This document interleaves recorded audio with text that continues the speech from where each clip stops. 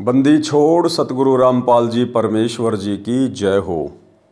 परम पिता परमात्मा सारी सृष्टि के रचनहार कुल मालिक असंख्य ब्रह्मांडों के स्वामी जगत गुरु तीनों लोकों में प्रवेश करके सबका भरण पोषण करने वाले राजाधिराज आत्माधार नाथों के नाथ देवों के देव महादेव सर्वेश्वर महेश्वर मृत्युंजय अजरो अमर आदि अनादि सनातनी प्रभु जगत पिता जगदीश्वर श्री श्री 1008 की उपाधि के वास्तविक अधिकारी अकाल मूर्त शब्द स्वरूपी राम वासुदेव सर्वगतम ब्रह्म परम पूज्य प्रथम पूज्य परम संत परम पुरुष परम धनी परम दयालु सत्य कबीर हक्का कबीर अल्लाहु अकबर बाखबर अल्लाह ताला जगत के तारणहार जगत के मुक्तिदाता जगत के जगन्नाथ हारे के सहारे हिंदुओं के राम मुसलमानों के अल्लाह सिखों के वाहिगुरु ईसाइयों के मसीह दया के सागर दयानिधि करुणा के सागर करुणानिधि स्वयंभू परिभू संकट मोचन कष्ट हरण मंगल करण दुख भंजन अविगत कबीर निर्विकार निर्विषम परमात्मा अलय अलेख सतगुरु आदि अनादि सतगुरु असली मर्यादा पुरुषोत्तम असली राम असली कृष्ण असली घनश्याम असली मुरारी राजाओं के राजा महाराजाओं के महाराजा शहनशाहों के शहनशाह सम्राटों के सम्राट भगवानों के भगवान अल्लाहों के अल्लाह प्रभुओं के प्रभु मसीहों के मसीह सच्चे वाहिगुरु बाबाओं के बाबा पीरों के पीर सेठों के सेठ जगत सेठ सावड़सा सेठ सर्वगुण संपन्न अनंत कोटि कलाओं के स्वामी अनंत कोटि ब्रह्मांडों के नायक योगियों में महायोगी ध्यानियों में महाध्यानी सिद्धों में परम सिद्ध ज्ञानियों में तत्व ज्ञानी ब्रह्म ज्ञानी महाज्ञानी परम ज्ञानी सर्वश्रेष्ठ ज्ञानी विज्ञानी युवा कबीर समर्थ कबीर असमवात अमित ओजा सच्चे रहनुमा करीम अल्लाह सुभान अल्लाह दुनिया के अंतिम पैगंबर 8 सितंबर 1951 से गांव धनाना जिला सोनीपत हरियाणा भारतवर्ष की पावन भूमि पे प्रकट रियल कल की भगवान श्री नारायण साकार हरि श्री बाबा साहेब शब्द स्वरूपी राम संत श्रोमणी सतगुरु रामपाल जी परमेश्वर जी के चरण कमल में साध संगति से जुड़े हुए देश विदेश से आप और हम सभी सत्सेवक भाई बहनों का अनंत कोटि दंडवत प्रणाम। सत्साई भाई और बहनों, दया पूज्य गुरुदेव भगवान की सतगुरु रामपाल जी परमेश्वर जी की जिनके विशेष आशीर्वाद से शुभ आशीर्वाद से आप और हम सभी साथ संगति से जुड़े हुए सत्सेवक भाई बहन अपनी आत्मा के कल्याण हेतु गुरुदेव के परम तत्व ज्ञान को आधार बनाकर मोक्ष प्राप्ति के लिए निरंतर भक्ति मार्ग पर आगे की ओर बढ़ रहे हैं। भाई और बहनों, पूज्य गुरुदेव जी के कर कमल से लिखित पवित्र पुस्तक मुक्ति बोध के ऊपर वीडियो बनाने की श्रृंखला जारी है। इसी श्रृंखला में आज हमारा ये 25वें नंबर का वीडियो है। प्रत्येक वीडियो में गुरुदेव भगवान के आशीर्वाद से हमें भक्ति मार्ग से संबंधित बहुत सारी बातें जानने सुनने और समझने को मिलती हैं, जिनको देखने के बाद समझने के बाद आप और हमारा विश्वास भक्ति मार्ग पर पहले से कहीं ज़्यादा दृढ़ होता है।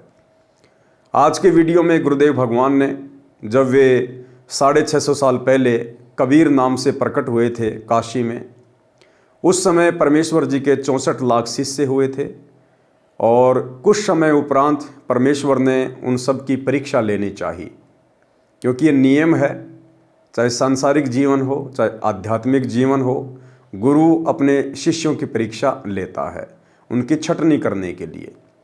तो काफ़ी संख्या में गुरुदेव भगवान के शिष्य हो चुके थे और बहुत सारी ऐसी बातें ऐसी त्रुटियां निकल कर हम भक्तों के सामने आ रही थी, जिसके चलते परमात्मा ने हमारी परीक्षा लेना उचित समझा और उस परीक्षा में हम 64 के 64 लाख भगत फेल हो गए, क्योंकि हम गुरु को परमात्मा नहीं मान पाए थे। गुरु को परमात्मा माने बिना हमारे अंदर भय उत्पन्न नहीं हो सकता और भय बिना भक्ति नहीं हो सकती। ठीक इसी प्रकार भाई और बहनों, वर्तमान में पूज्य गुरुदेव जी ने लगभग 20 वर्ष तक दिन रात एक करके अवर्णनीय संघर्ष करते हुए आप और हम आत्माओं तक ये सत्ज्ञान पहुंचाया। लेकिन गुरुदेव भगवान ने देखा कि इनकी हालत तो भक्ति मार्ग पर वैसी ही है जैसी 650 साल पहले थी। आ रहे हैं, खा रहे हैं, पी रहे हैं, वापस अपने घर जा रहे हैं। ये आज भी अपने गुरु को परमात्मा नहीं मान पा रहे हैं। गुरु की तो मजबूरी थी स्वयं को परमात्मा ना कहने के पीछे की। यदि गुरुदेव भगवान, जिन्होंने सन 1994 से अपने यथार्थ 13वें कबीर पंथ की शुरुआत की, यदि उस समय से सतगुरु रामपाल जी परमेश्वर स्वयं को कबीर कहने लग जाते, कोई भी आत्मा इनके ज्ञान को स्वीकार नहीं करती। उल्टा तरह तरह के दोष अपने गुरु में देखने लग जाती कि ये काहे का कबीर है, हमारी आंखों के सामने जन्म लिया है, गांव धनाने का रहने वाला जाट जाति का रामपाल है और अपने आप को परमात्मा कहता है, कबीर कहता है। भाई और बहनों, हम उल्टा परमात्मा में दोष देखने के चलते उनके दोषी बनते। इसलिए परमेश्वर ने स्वयं कबीर भगवान होते हुए भी अपने आप को छुपाया ताकि हम आत्माएं उनके तत्व ज्ञान को सुन सकें, उनकी शरण ग्रहण कर सकें। लेकिन 20 वर्ष के बाद भी परमेश्वर ने देखा कि इनकी हालत तो वही 650 साल पहले वाली है। आज भी ये मुझे कबीर परमात्मा ना मानकर उस दाढ़ी मूछ वाली हाथ से बनाई हुई कबीर जी की समझे जाने वाली नकली मुर्दा फोटो को ही कबीर भगवान मान रहे हैं। और अगर ये सिलसिला इसी प्रकार से चलता रहा तो ये आत्माएं इस कलयुग की पिछली पीढ़ी में भी मोक्ष से वंचित रह जाएंगी। इसलिए परमेश्वर जी ने हमारी परीक्षा ली और दूसरी तरफ काल प्रेरित आत्माएं गुरुदेव भगवान के आसपास बहुत ज़्यादा संख्या में इकट्ठी हो चुकी थी, जिन्हें हम मैनेजमेंट के नाम से जानते हैं, गुरुदेव के बेटा बेटी भाई बंधु रिश्तेदारों के नाम से जानते हैं, बड़े बड़े सेवादारों के नाम से जानते हैं। ये लोग भी आश्रम में हद से ज़्यादा अपना मनमाना आचरण करने लग गए थे। इसलिए काल का दाव लग गया, क्योंकि परमात्मा का वचन है कि जब तक हंसा हमरी आना, काल लगे ना तेरा बाना। लेकिन गुरु की मर्यादा में ना रहने के चलते और मर्यादा टूटने के कारण काल का दाव लग गया और काल ने उन आत्माओं को निमित्त बनाकर, उन आत्माओं को प्रेरित करके उनके अंदर मान बढ़ाई और अहंकार भर के बरवाला कांड जैसी घटना को जन्म दिलवा दिया। और परमेश्वर जानबूझकर मूक दर्शक बने रहे कि चलो अच्छा हुआ, इस बहाने कम से कम छटनी तो हो जाएगी, मेरे हीरे कौन हैं और पत्थर कौन है इनकी परख तो हो जाएगी। इसलिए पूज्य गुरुदेव भगवान भी चुपचाप रहे। तो भाई और बहनों, ये जो वर्तमान का समय है, जिस समय में हम जी रहे हैं, ये कोई सामान्य समय नहीं है। ये समय हम भक्तों का भविष्य निर्धारित करेगा। सन 2014 बरवाला कांड के बाद से हम भक्तों की परीक्षा चल रही है और इस परीक्षा में कौन भगत किस प्रकार से ज्ञान को आधार बना के भक्ति करता है और कौन भगत 650 साल पहले की तरह देखा देखी में अपने भविष्य को अंधकार में लेके जाता है। तो भाई और बहनों, इस परीक्षा का रिजल्ट तो आएगा तब आएगा, लेकिन 650 साल पहले परमात्मा ने परीक्षा ली, फिर क्या उसका रिजल्ट आया वो गुरुदेव भगवान ने अपने कर कमल से इस पवित्र पुस्तक मुक्तिबोध में लिखा है कि किस प्रकार से उन्होंने अपने 64 लाख भक्तों की परीक्षा ली। आज हमने इस वीडियो को देखकर शिक्षा लेनी है, क्योंकि ये कथाएं तो पूज्य गुरुदेव भगवान ने हमें सैकड़ों बार सुना रखी हैं, अपने सत्संगों में, पुस्तकों में भी लिखी हुई है।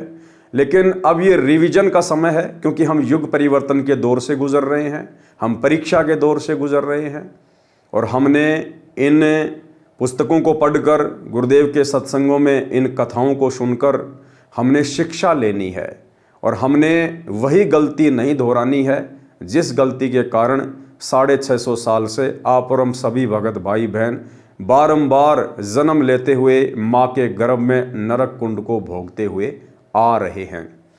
तो क्या थी वो घटना, किस प्रकार से परमात्मा ने अपनी आत्माओं की परीक्षा ली? सबसे पहले गुरुदेव भगवान ने आदरणीय गरीबदास जी महाराज जी के सदग्रंथ साहिब से कुछ वाणियाँ लिखी हैं। पहले हम इन वाणियों को पढ़ेंगे, फिर गुरुदेव ने इन वाणियों का सरलार्थ किया है। फिर गणिका के संग चले सीसी भरी शराब, गरीबदास उस पूरी में जुल्हा भया खराब। परमात्मा ने क्या किया हम भक्तों की परीक्षा लेने के लिए? एक काशी नगर की प्रसिद्ध वैश्या थी गणिका। वो सत्संग सुनकर गुरुदेव भगवान के शरण में आ चुकी थी। लेकिन आश्रम के बाकी जो भगत थे, मैनेजमेंट के बाकी जो भगत थे, वो उस बहन से राग द्वेष ईर्ष्या किया करते थे। राग तो नहीं किया करते थे, राग का मतलब तो विशेष प्यार होता है, वे द्वेष किया करते थे, द्वेष। और वो बहन बड़ी दुखी होती थी कि बड़ी मुश्किल से तो मुझे गुरुदेव भगवान ने नरक कुंड से निकाला है, मैं ऐसा घटिया कर्म किया करती थी परमात्मा के दरबार में जिसकी माफ़ी नहीं है। परमात्मा ने मेरे ऊपर दया बख्शी, उस कुकर्म को छुड़वाया, अपनी शरण में लिया। अब वो बहन सत्संग में आए बिना रह नहीं सकती थी, क्योंकि जिस आत्मा को अपने पाप कर्म आंखों के सामने दिखाई पड़ते हैं वो बकवाद नहीं करती है, वो ज़्यादा से ज़्यादा भक्ति में मन लगाती है। लेकिन अन्य जो बकवादी भगत थे, जो आश्रम में रहा करते थे, जो मैनेजमेंट को संभाला करते थे, वो गुरु के अधिक नज़दीक रहने के चलते गुरु को समझ नहीं पाए। क्योंकि भाइयों और बहनों, ये कहावत है कि दीपक तले हमेशा अंधेरा रहता है। घर का जोगी जोगना, बाहर का जोगी सिद्ध। सैकड़ों हजारों किलोमीटर दूर बैठे हुए भाई बहन ज्ञान को आधार बनाकर इस भक्ति को समझ जाएंगे, गुरुदेव भगवान को समझ जाएंगे, लेकिन उनके चरणों में रहने वाले उनको नहीं जान पाएंगे, नहीं पहचान पाएंगे। तो पूरा का पूरा मैनेजमेंट धोखे में था, गुरु को केवल मानुष ही मानता था और अपना मन माना आचरण करता था, बार बार परमात्मा के समझाने के बाद भी। तो गणिका बहन ने रोते रोते परमात्मा से अर्ज की, प्रार्थना की कि परमेश्वर, अब मुझे धरती पर कहीं ठिकाना ही नहीं है। तो परमात्मा ने कारण जानना चाहा। बहन ने कारण बताया कि ऐसे ऐसे कुछ भगत भाई हैं जो मेरे साथ में बदसलूकी करते हैं, मुझे यहाँ आने के लिए मना करते हैं कि तेरे कारण से गुरुजी बदनाम हो रहे हैं, तेरे कारण से आश्रम बदनाम हो रहा है। परमात्मा ने इशारों में, सत्संगों में सार्वजनिक तौर पर सभी को संकेत किया कि भाई कुष्ठी हो चाहे संत बंदगी कीजिए और हो वैश्या के विश्वास चरण चित दीजिए। अगर कोई भगत है, उपदेश ले लिया है या परमात्मा का सत्संग सुन रहा है, और यदि वो भयंकर बीमार है, उसको कोढ़ का रोग लगा हुआ है, कोढ़ से भयंकर रोग नहीं हो सकता, जिसमें पूरा शरीर बदबू मारता है, मक्खियां भिन भिनाती हैं, मवाद पड़ी होती है। परमात्मा ने कहा यदि कोई कोढ़ी है और वो परमात्मा चाहता है, सत्संग सुनता है, और चाहे कोई वैश्या भी क्यों ना हो, यदि वो उस कुकर्म को त्याग कर सत्संग में आ रही है, अपना आत्म कल्याण चाहती हैं, तो उनको भी विशेष सम्मान देना चाहिए, उनसे नफरत नहीं करनी चाहिए। उस गणिका को अपनी बहन की दृष्टि से देखना चाहिए, ना कि वैश्या की दृष्टि से। लेकिन भाइयों और बहनों, आप और हम गुरुदेव के संकेतों को नहीं समझ पाए, क्योंकि गुरुदेव के संकेतों को भी वही समझ सकता है जो गुरु को परमात्मा मानता है। शब्द सैन सतगुरु की पहचान है, पावे अटल सुहाग रे। नहीं माने, उसके बाद फिर परमात्मा ने एक दिन रविदास जी से हाथी किराए पर मंगवाया और उस गणिका बहन को, जो कि परमात्मा की बेटी बन चुकी थी, उपदेश ले चुकी थी, उसे कहा कि बेटी क्या तू मेरे साथ हाथी पर बैठेगी। उसने कहा कि परमात्मा, मैं आपकी बेटी हूँ, जो आप आज्ञा दोगे दासी वही करेगी। तो उस बहन को परमात्मा ने सज धज कर आने के लिए कहा, सारे हार श्रृंगार करके आने के लिए कहा, और हाथी पर बैठा दिया। पीछे परमात्मा बैठ गए, आगे रविदास जी हाथी चलाने लग गए। और गुरुदेव भगवान ने गंगा जल एक बोतल में भर के और इस प्रकार से पीने की एक्टिंग की जैसे आम व्यक्ति देखे तो उसको लगे कि कबीर जी शराब पी रहे हैं। और परमेश्वर ने उस हाथी को, जो चौपड़ का बाजार था, काशी का सबसे व्यस्ततम बाजार था, उधर से निकाल दिया। और उसके बाद में क्या प्रतिक्रिया होती है लोगों की, और किस प्रकार से परमेश्वर की उस लीला को ना जानकर, ना पहचान कर, अपने गुरुदेव भगवान में तरह तरह के खोट निकाल कर सारे के सारे भगत परमात्मा से दूर हो गए। तो गुरुदेव ने विस्तार से लिखा हुआ है, पहले वाणियां हैं। फिर गणिका के संग चले सीसी भरी शराब, गरीब दास उस पूरी में जुल्हा भया खराब। तारी बाजी पूरी में भिष्ट जुले दी नीच, गरीब दास गणिका सजी दो संतों के बीच। वो गणिका बहन दोनों संतों के बीच में हाथी पर बैठ गई। गावत बैन बिलास पद गंगा जल पीवंत, गरीब दास विहल भये मतवाले घूमंत। परमात्मा और रविदास जी हाथी पर बैठकर और उस गंगा जल को परमात्मा शराब की तरह पीने की एक्टिंग कर रहे हैं और परमात्मा की महिमा के शब्द गा रहे हैं। भड़वा भड़वा सब कहे कोई न जाने खोज, दास गरीब कबीर करम बाटत सिर का बोझ। अब पूज्य गुरुदेव भगवान की, कबीर परमात्मा की, सतगुरु रामपाल जी परमेश्वर जी की उस लीला को कोई भी नहीं समझ रहा है। हम भगत भी नहीं समझ पा रहे थे, बाकी अन्य की तो बात छोड़ दीजिए, जगत वाले तो समझते क्या, भगत भी परमेश्वर की इस लीला को समझ नहीं पाए और गुरुदेव भगवान को भड़वा भड़वा कहने लगे, यानी नीच आदमी कहने लगे। कोई न जाने खोज, उस लीला के पीछे क्या कारण था उसको कोई नहीं जान पाया। दास गरीब कबीर करम बाटत सिर का बोझ। आदरणीय गरीबदास जी कह रहे हैं कि वो कबीर परमात्मा अपने सिर से उस प्रकार की लीला करते हुए उन नकली भक्तों का बोझ उतार रहे थे। देखो गणिका संग लई कहते कोम 36, गरीबदास इस झूले दी का दर्शन आन हदीस।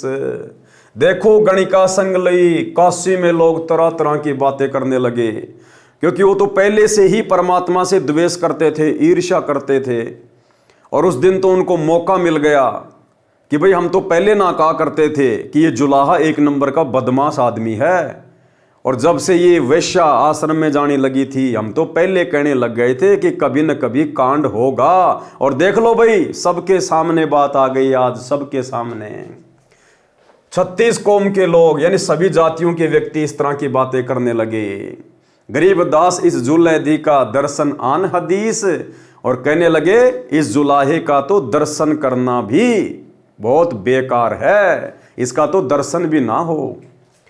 सा सिकंदर को सुनी भिष्ट हुए दो संत, गरीबदास चारों वर्ण उठ लागे सब पंथ। अब ये बात सिकंदर लोदी के पास भी पहुंच गई, क्योंकि उस समय जिस समय परमेश्वर ने ये लीला की, उस समय राजा सिकंदर लोदी भी काशी में ही आया हुआ था। तो मुसलमान तो पहले ही परमात्मा से खपा थे, नाराज थे। उस दिन उनको मौका मिल गया, मुसलमान इकट्ठे होकर राजा सिकंदर लोदी के पास गए, उसको भड़काया कि महाराज देख लो, हम तो पहले ना कहते थे, अब तो हमारी बहन बेटियों का सरेआम निकलना मुश्किल हो गया। उसने तो बिल्कुल भड़वागिरी कर दी। सिकंदर लोदी के कानों में ये बात पहुंच गई। गरीबदास चारों वर्ण यानी ब्राह्मण, क्षत्रिय, वैश्य और शूद्र, चारों वर्णों के जितने भी लोग थे जो परमात्मा से ईर्ष्या करते थे, द्वेष करते थे, वो सब देखने के लिए आने लगे। 4 वर्ण 60 आश्रम दोनों दिन खुशहाल, गरीबदास हिंदू तुरक पड़ा शहर गली जाल।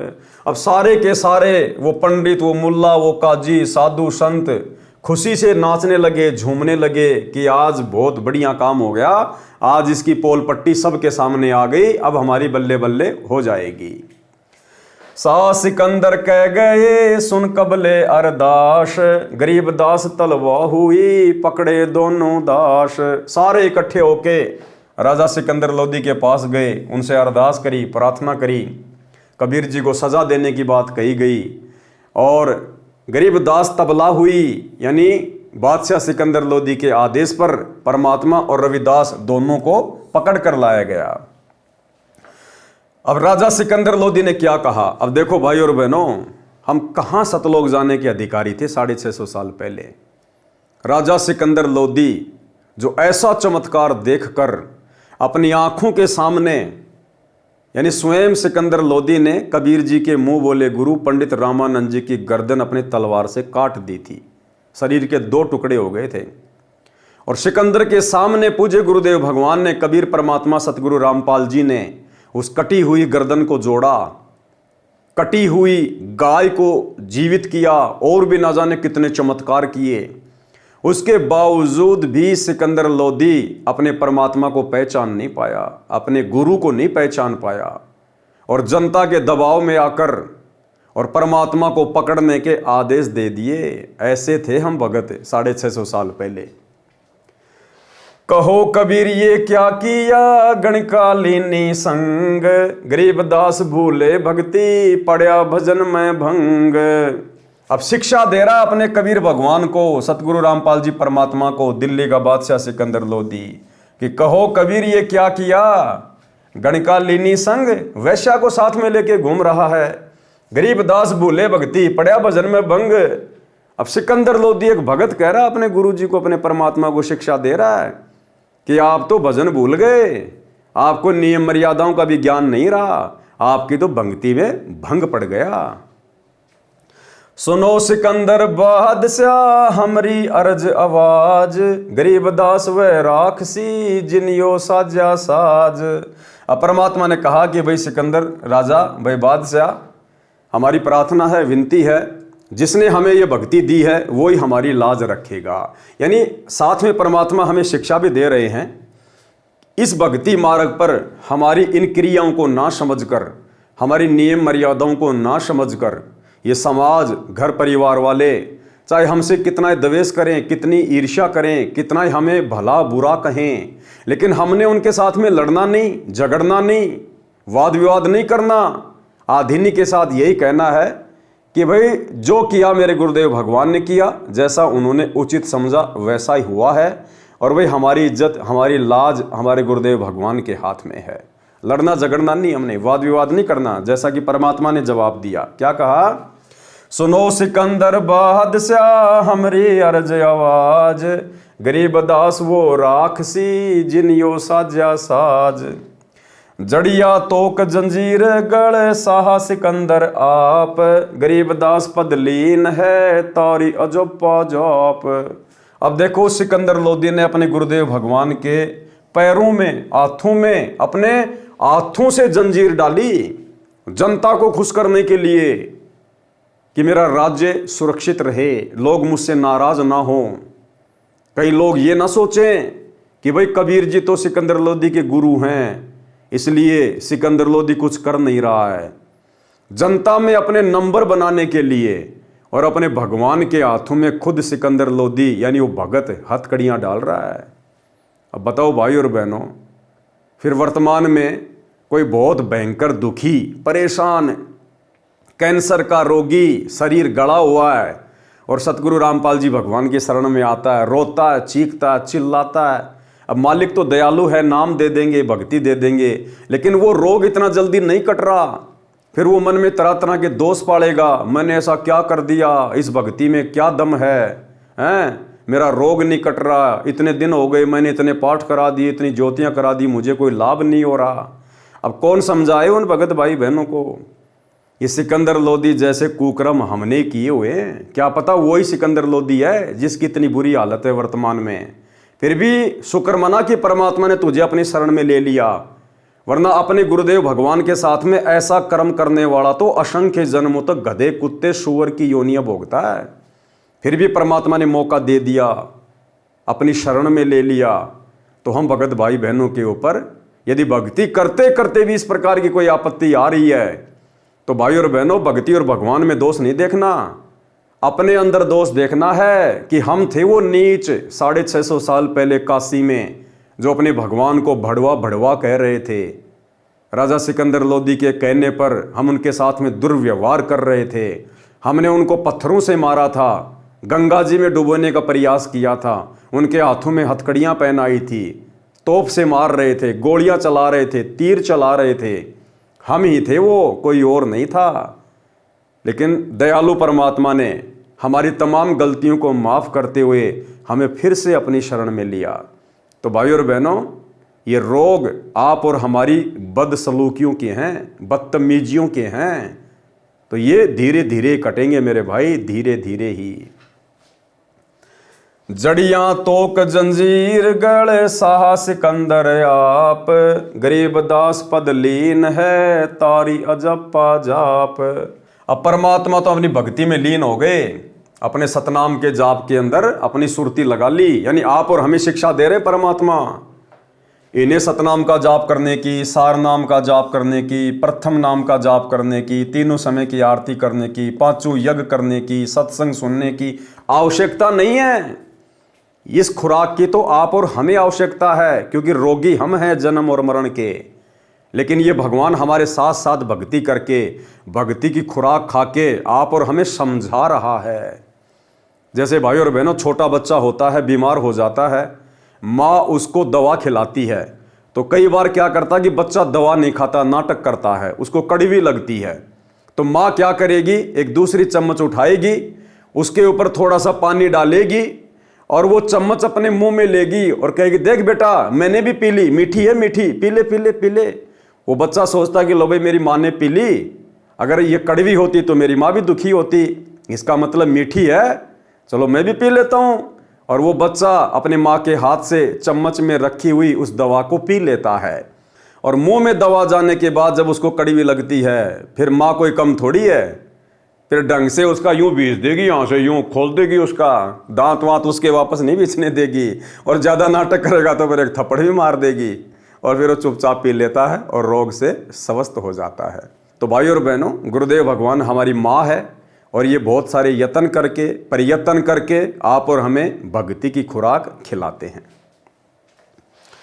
हाथों जड़ी हथकड़ी, पग बेड़ी पैराए, गरीब दास बिच गंग में, तहां दीन्या छिटकाए।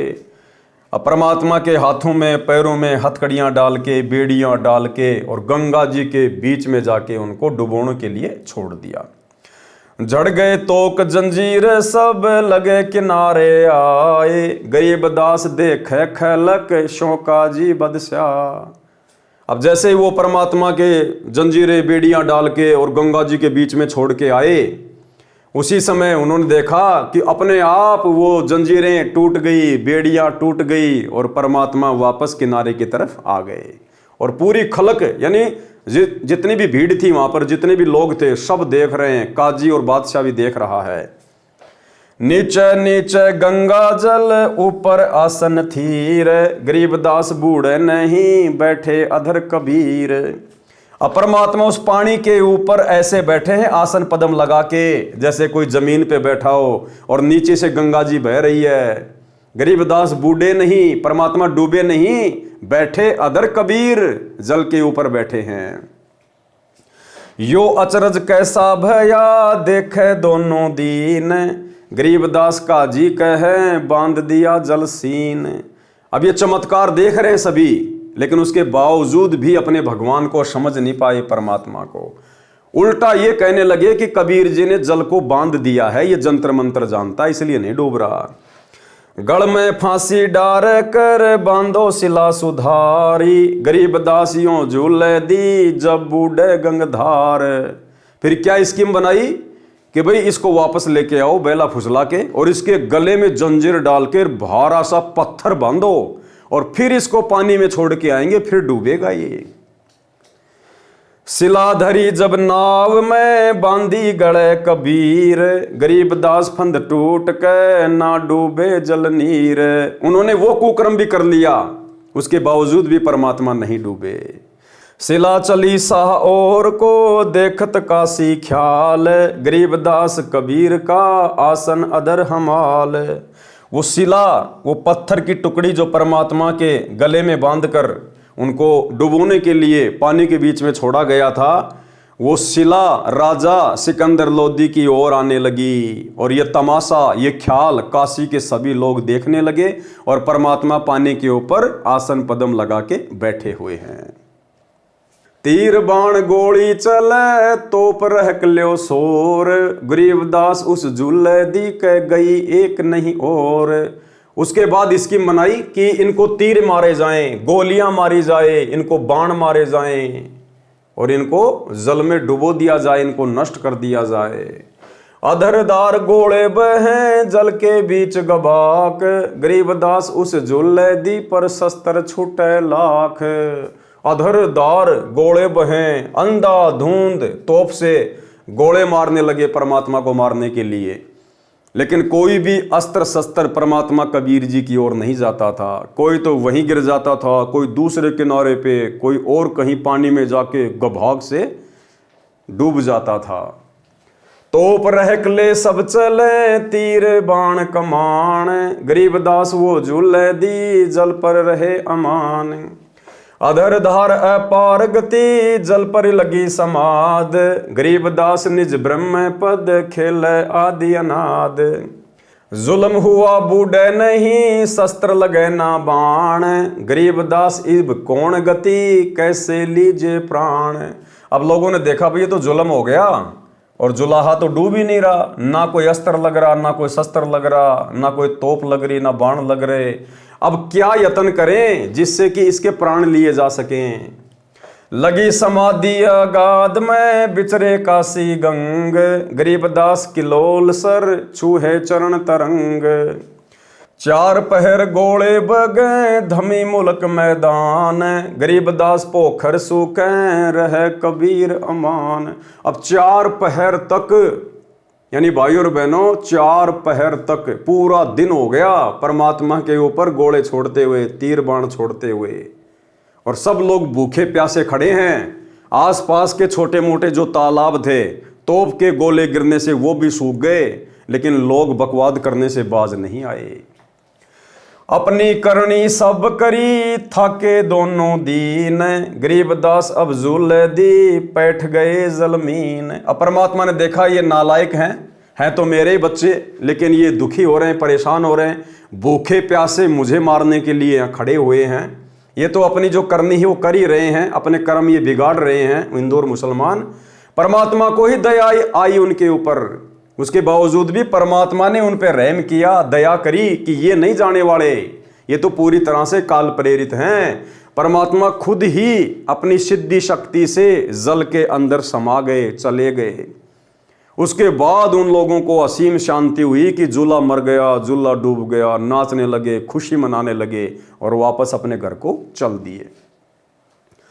अपनी करनी सब करी, थाके दोनों दीन, गरीबदास अब झूले दी, बैठ गए जलमीन।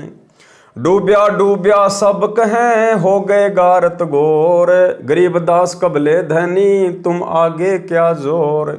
अब सब कहने लगी डूब गया जुलाहा, डूब गया जुलाहा, और सभी लोग बादशाह सिकंदर लोदी को कहने लगे गरीबदास कबले धनी, तुम आगे क्या जोर। कि है बादशाह सिकंदर लोदी, आपके आगे इस जुलाही की क्या औकात, डूब गया आखिर। आनंद मंगल होत है, बटे बधाई बेग, गरीबदास उस जुल्ले दी पर फिर गई रेती रेग।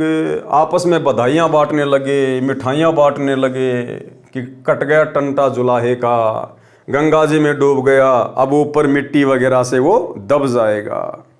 हस्ती घोड़े चढ़त हैं, पान मिठाई चीर, गरीबदास काशी खुशी, बूढ़े गंग कबीर। परमात्मा के जल में डूबने की खुशी में सब लोग मिठाइयाँ बांटने लगे, खुशी मनाने लगे। जाओ घर दास के, हिलकारे हजूर, गरीबदास खुशियाँ कहो, कहियो नहीं कसूर।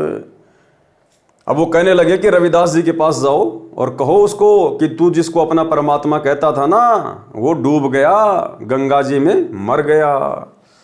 झालर ढोलक बजत हैं, गावे शब्द कबीर, गरीबदास रैदास संग, दोनों एक ही तीर। अब उधर परमात्मा वहां से अंतर ध्यान हुए, उन लोगों के सामने तो पानी में डूब गए, और वहां से परमात्मा अंतर ध्यान हुए और गरीबदास जी के पास झोपड़ी में जाकर अपनी महिमा के शब्द गाने लगे। काजी पंडित सब गए, शाह सिकंदर उठ, गरीबदास रैदास के भेस गए जट जूट। कोठी कुठले सब झके, बासन टिंडर गोली, गरीबदास रैदास सुनो, कहाँ गए वह बोल। वे प्रगट पूर्ण पुरुष हैं, अविनाशी अलय अला, गरीबदास रैदास कहे, सुनो सिकंदर सा। अब किसने कहा जी वो तो रविदास जी के पास में झोपड़ी में बैठा हुआ है। जब वहाँ गए लोग रविदास जी को बताने के लिए कि तू जिसको परमात्मा परमात्मा कहता था वो तो गंगा में डूब गया, तो रविदास ने कहा कि कौन डूब गया? वो देखो वो बैठे परमात्मा शब्द गा रहे हैं, वो तो परमात्मा एक तारा लेके शब्द गा रहे। अब दौड़ के वापस गए, बोला वो तो नहीं डूबा नहीं डूबा, रविदास के पास बैठा है। तो फिर उधर सिकंदर लोदी, शेख तकी, मुसलमान इकट्ठे होके फिर आए और परमात्मा को ढूंढने लगे। वहाँ पर उनके गुद्दड़ वगैरह, उनके बासन यानी वो मटके वगैरह, बर्तन वगैरह सब फैला दिए, कहाँ है कहाँ है। तो रविदास जी ने कहा कि भैया तुम नहीं समझ पाओगे, वो खुद पूर्ण परमात्मा धरती पे प्रकट हैं, आप उनकी लीला को समझो, अपने कर्म मत फोड़ो। वो कहीं भी जा सकते हैं, वो सब जगह हैं, सर्वव्यापी हैं, सर्वंग परमात्मा है। उसके बाद किसी ने कहा रे वो तो गंगा जी में बैठा है किनारे पे, गंगा जी पे बैठा है किनारे पे, फिर सारे गंगा जी की तरफ दौड़ लिए।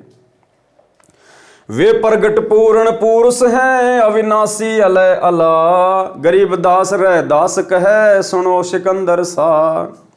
सूरजमुखी सुभान सर, खिले फूल गुलजार, गरीब दास का जी पंडित, करता शाह पुकार। शाह सिकंदर फिर गए उस गंगा के तीर, दास गरीब कबीर हरि बैठे ऊपर नीर। जब पता चला कि वे तो गंगा जी के किनारे बैठे हुए, डूबे नहीं हैं, तो सिकंदर लोदी, शेख तकीर, मुसलमान दौड़ के गए तो देखा वहां परमात्मा आसन पदम लगा के और जैसे कोई ध्यान लगाता है इस प्रकार से बैठे हुए हैं पानी के ऊपर। बैठ मला जिहाज में गए धार के बीच, गरीब दास हरि हरि करे, प्रेम फुहारे सींच। अब एक नाविक को, मलाह को नाव में बैठा कर परमात्मा के पास में भेजा गया कि उनको जाकर बैला फुसला के वापस लेके आओ, उनको फिर से डुबोएंगे। करी अर्ज मल्लाता हाँ दीन दुनी बदशाह, गरीब दास आसन अधर लगी समाधि जुलाहा। अब उस नाविक ने जाके परमात्मा से प्रार्थना की कि मालिक मैं तो नौकर हूं, बादशाह का आदेश है, आपको बुलाया गया है। भंवर फिरत है गंग जल, फूल उगाने कोटि, गरीब दास तहां बंदगी, हरिजन हरि की ओटी। साकड़ सीढ़ी लाए कर उतरे तहां मला, गरीब दास हम बंदगी, याद किए बदशाह। अब उस मला ने कहा कि परमात्मा आपको बादशाह ने याद किया है। बैठ कबीर जहाज में आए गंगा घाट, गरीब दास का सीथ की हांडे बो विधि बाट। परमात्मा आए उसके साथ में बैठकर, खूनी हाथी मस्त है पग बंधे जंजीर, गरीब दास जहां डारिया मशक बांध कबीर। अब उस सिकंदर लोदी ने, आप और हमारे जैसे उस नालायक भगत ने फिर से जनता के दबाव में आकर अपने नंबर बनाने के लिए अपने गुरु को, अपने कबीर देव भगवान को फिर से जंजीरों से बांध दिया और अब की बार परमात्मा को दिल्ली लेकर गए। शेख तकी ने कहा कि इसको दिल्ली लेकर चलो और वहां इसको खूनी हाथी से कुचलवाएंगे। खूनी हाथी मस्त है पग बंधे जंजीर, गरीब दास जहां डारिया मशक बांध कबीर। सिंह रूप साहिब धर्या भागे उल्टे फील, गरीब दास नहीं समझती या दुनिया खलील। अब जैसे ही परमात्मा को खूनी हाथी से कुचलवाने का प्रयास किया गया, वो महावत हाथी को लेकर परमात्मा की तरफ बढ़ा। फील मानी हाथी, भागे उल्टे फील। अब परमात्मा ने उस समय हाथी को सिंह रूप दिखा दिया। अब हाथी की तो सारी शराब उतर गई, सारा नशा उतर गया और हाथी उल्टे पैर भागने लगा चिंगाड़ मार मार के। परमात्मा कहते हैं उसके बाद भी ये दुनिया नहीं समझती है, इतनी काल प्रेरित है।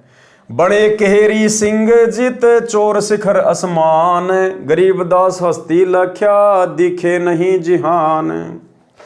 कूटे शीस महावतम अंकुश शीर गरगाप, गरीब दास उल्टा भागे तारी दीजे थाप। भाले को खो मारिए चरकी छूटे पाख, गरीब दास नहीं निकट जाए किलकी देवे लाख। अब वो महावत कोशिश कर रहा है कि हाथी वापस क्यों दौड़ रहा है, तो हाथी की कोख में भाले मार रहा है, उसको परेशान कर रहा है, क्योंकि महावत को डर बैठ गया कि अब तेरी नौकरी जाएगी, राजा तेरे को सजा देगा। तो परमात्मा ने फिर क्या किया कि भाई ये इस हाथी को, बेचारे जीव को परेशान कर रहा है, दुखी कर रहा है, तो परमात्मा ने इस महावत को भी सिंह रूप दिखा दिया। अब जैसे ही वो सिंह रूप दिखाई दिया, ऐसे लगा कि बस छलांग मार के तुझे खाने वाला है। अब वो महावत तो हाथी से नीचे कूद के हाथी से भी पहले दौड़ लिया। भाले को खो मारिए चरकी छूटे पाख, गरीबदास नहीं निकट जाए किल की देव लाख।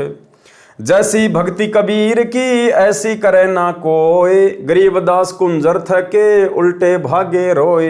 अब देखो हमें क्या समझाना चाह रहे हैं गुरुदेव भगवान, हमें परमात्मा समझाना चाह रहे हैं कि भैया जैसी भक्ति कबीर की ऐसी करे न कोई, गरीबदास कुंजर थके उल्टे भागे रोए। कि जिस प्रकार से एक भगत की भूमिका करते हुए कबीर परमात्मा ने भक्ति की, पूरी तरह से मर्यादा निभाई, परमात्मा पर आश्रित रहे, कोई आन उपासना नहीं की, अपने गुरु के अलावा किसी और में परमात्मा नहीं देखा। अगर उस प्रकार से यदि कोई भक्ति करेगा तो जिस प्रकार परमात्मा ने इस प्रकार दृढ़ होकर भक्ति करी, तो कहते हैं वो हाथी भी थक गया, दुनिया भी थक गई, गोले तोप तीर कमान हर प्रकार से राजा ने मारने का प्रयास कर लिया, हाथी से मरवाने का प्रयास किया गया, लेकिन भगत का बाण भी बाका नहीं हुआ। तो गुरुदेव हमें शिक्षा दे रहे हैं कि वर्तमान में आप लोगों ने इसी प्रकार से अपने गुरु को परमात्मा मानकर उनके ऊपर दृढ़ विश्वास करके और पूर्णतया मर्यादा में रह के भक्ति करनी है। फिर तुम्हारे ऊपर चाहे पूरे जहान की समस्याएं क्यों ना टूट पड़े, परमात्मा ऐसे मर्यादित सत दृढ़ भगत का बाण भी बाका नहीं होने देगा, आगे खड़ा मिलेगा परमात्मा। जैसी भक्ति कबीर की ऐसी करे न कोई, गरीबदास कुंजर थके उल्टे भागे रोए। दुम गोवे मुंडी धुने सैन समझ एक, गरीबदास दिखे नहीं आगे खड़या अलेख। अब वो हाथी जब महावत उसको परेशान कर रहा था, तो हाथी अपनी पूंछ को दबा के और अपने मुंडी को यानी सिर को धुन धुन के वापस दौड़ रहा था, संकेत नहीं समझ रहा था उस महावत के, क्योंकि सामने परमात्मा खड़े हुए थे सिंह रूप में। पीलवान देखा तब खड़ा केहरी सिंह, गरीबदास आए तहां धर्मोला बहुरंग। अब इतने में परमात्मा ने, सतगुरु रामपाल जी परमात्मा ने उसी समय उस महावत को भी सिंह रूप दिखा दिया, शेर का रूप दिखा दिया। उतरे मोला अरस्ते भाव भक्ति के हेत, गरीबदास तब सालख कबीर पुरुष सहेत। अब उसके बाद परमात्मा ने राजा सिकंदर लोदी को भी वही रूप दिखा दिया। कैसा रूप दिखा दिया? जैसे एक तरफ तो परमात्मा खड़े और दूसरी तरफ एक भयंकर रूप बनाया परमात्मा ने, आसमान को छू रहे हैं, और फिर परमात्मा ने सिंह रूप बनाया ऐसा ही। तो राजा सिकंदर लोदी मुकुट समेत परमात्मा के चरणों में गिर गया, अपने जान की भीख मांगने लगा। उतरे मोला अरस से भाव भक्ति के हेत, गरीबदास तब सालख कबीर पुरुष सहेत। लीला की कबीर ने दो रूप रहे दीस। अब परमात्मा ने लीला की, अपने दो रूप दिखा दिए। क्या? दो रूप। एक तो जिस रूप में परमात्मा 650 साल पहले आए थे वही रूप दिखा दिया, और दूसरा एक अन्य रूप दिखा दिया, क्योंकि उस कबीर वाले रूप को तो कोई परमात्मा मान ही नहीं रहा था उस समय, इसलिए परमात्मा ने एक दूसरा रूप और दिखा दिया। तो सिकंदर लोदी ने देखा भाई ये है अल्लाह, ये है परमात्मा। जम भाई अंगड़ाइयां लंबे भय दयाल, गरीबदास उत्साह को मानो दर्शा काल। जम भाइयां अंगड़ाइयां, अब परमात्मा ने ऐसे जैसे मतलब जम भाई लेते ना यूं, ऐसे परमात्मा ने किया, और इतना लंबा रूप आसमान को छू रहा है। सिकंदर लोदी हक्का बक्का हो गया देख के। जम भाई अंगड़ाइयां लंबे भय दयाल, गरीबदास उत्साह को मानो दर्शा काल। राजा सिकंदर लोदी को ऐसा लगा जैसे ये काल है और तुझे अभी खाने वाला है, डर गया पूरी तरह से। कोटि चंद्र शशिभान मुख गिरद कुंड दुम लील, गरीबदास ताना टीके भाग गए रणफील। करोड़ों चंद्रमाओं और करोड़ों सूर्यों जितनी रोशनी, इतना नूर, इतना परमात्मा ने उसको दिखाया सिकंदर लोदी को। नैन लाल भोभीत है डूंगर नक पहाड़, गरीबदास उत्साह को सिंह रूप दीदार। मस्तक शिखर स्वर्ग लग दीर्घ दे बिलंद, गरीबदास हरि उतरे काटण यम के फंद। अब परमात्मा का जो मस्तक था, परमात्मा का जो शीश था ऐसे लगा जैसे सुरग को छू रहा है। गिरदना भी निर्भय कला दुदकारे नहीं कोई, गरीबदास त्रिलोकी में गाजतास की होय। ज्यू नरसिंह प्रहलाद के यूं वह नरसिंह एक, गरीबदास हरि आइया राखण जन की टेक।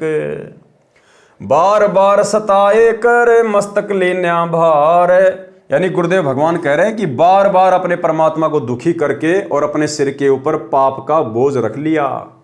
बार बार सताए कर मस्तक लेन्या भार, गरीबदास सायों कहें बख्शो इब की बार। और ये स्थिति भाई और बहनों वर्तमान में गुरुदेव भगवान के साथ में हो रही है, अपने ही भक्तों के द्वारा। उस समय भी अपने भक्तों के द्वारा ही परमात्मा ज्यादा दुखी किए जाते थे, और वर्तमान में भी अपने भक्तों के द्वारा परमात्मा दुखी किए जा रहे हैं। हिसार जेल से आने वाली ऑडियो में परमात्मा कितने दुखी होकर कहते हैं कि बच्चों सुधर जाओ, मान जाओ, एक एक की नहीं सुनी जाती है। यानी हिसार जेल में गुरुदेव भगवान के पास में सतलोक आश्रम मैनेजमेंट हरियाणा से जुड़े हुए भाई बहनों की इतनी प्रार्थनाएं जाती हैं, इतनी शिकायतें जाती हैं, राग द्वेष ईर्ष्या लड़ाई झगड़े। परमात्मा कहते हैं बच्चों सुधर जाओ, मान जाओ, एक एक की नहीं सुनी जाती, एक एक की नहीं सुनी जाती है। अर्थात सत्संगों को आधार बनाओ, ज्ञान को आधार बनाओ, अपने परमात्मा को ज्यादा दुखी ना करो। छोटी सी ऑडियो। तो जैसे दास बता रहा था कि सार नाम लेकर एक ऐसी बुरी मौत मरा, एक्सीडेंट हो गया, गाड़ी ले रहा था। अब मैं देखता हूँ जैसे ये बकवाद करी है 11/7 को, ये सार नाम प्राप्त न करी है, ये बकवास उसने की है। अब वो कुत्ते वाली मौत नहीं मरेगा तो और क्या करेंगे ये बताओ। सार नाम ले लिया, कोई परमानेंट टिकट होगी तब उसका कुछ भी ना होगा, बकवाद वैसे करता रहो। बाढ़ में जाओ इसे सस और ऐसे कोऑर्डिनेटर तो अपनी बकवास करके, बाढ़ में जाओ इसे सस और ऐसे कोऑर्डिनेटर तो अपनी बकवास करके, बाढ़ में जाओ इसे सस और ऐसे कोऑर्डिनेटर तो अपनी बकवास करके कर्म बना लो, बकवास छोड़ दो। ये बार बार कहने की बात नहीं है। तो मुश्किल से मानो शरीर मिला, इसमें तुम वो चौधर में खो दियो और नष्ट करके चले जाइयो इस जीवन को। जो आदेश दास का हो भगत तो वो है, कूदता हूँ गुरुदेव का। रामपाल दास का नाम, गले प्रेम की जेवड़ी, जहाँ खेचो वहाँ जाओ मैं।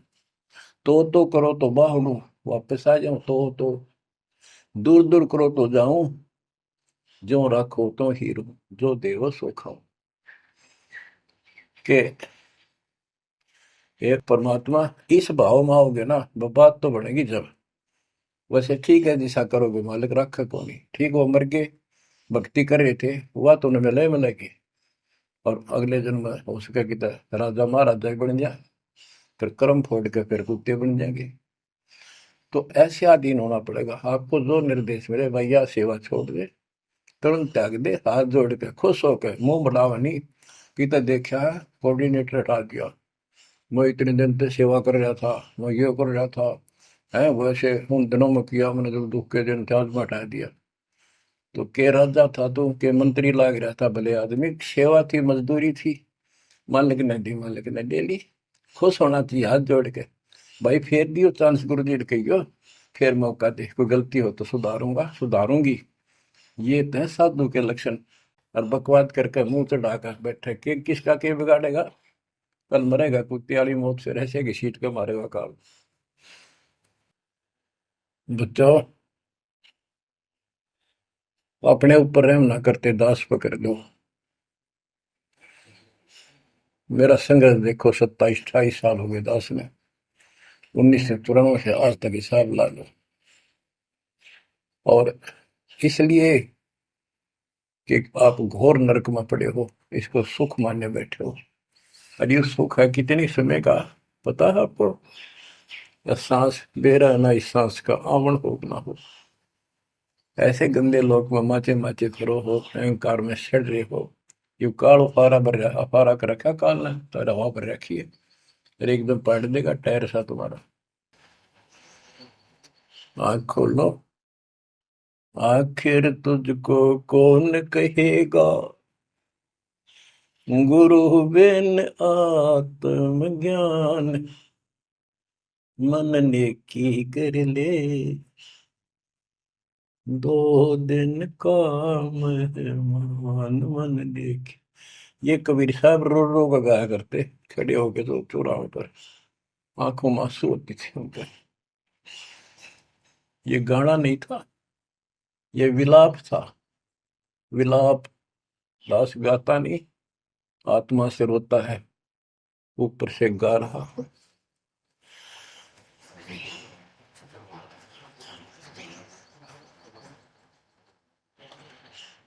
120 साल आपके बाप, आपके पिता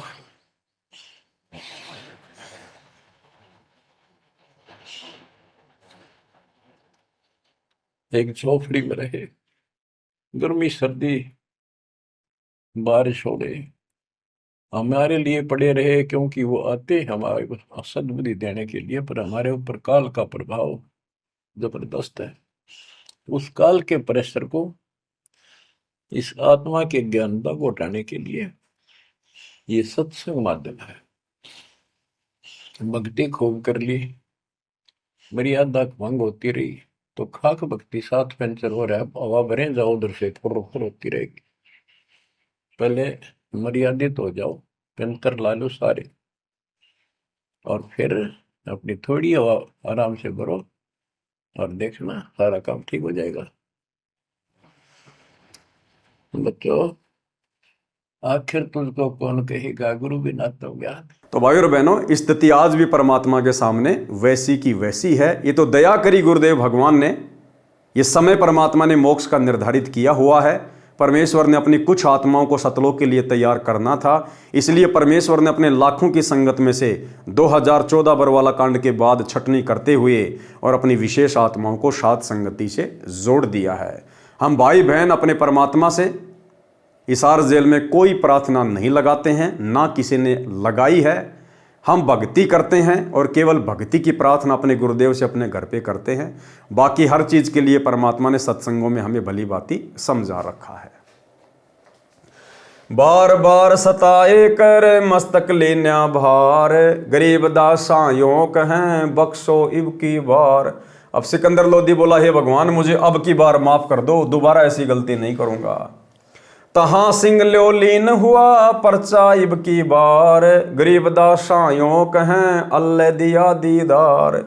सुन काशी के पंडितों काजी मुल्ला पीर, गरीबदास इसके चरण ल्यो अले अले कबीर।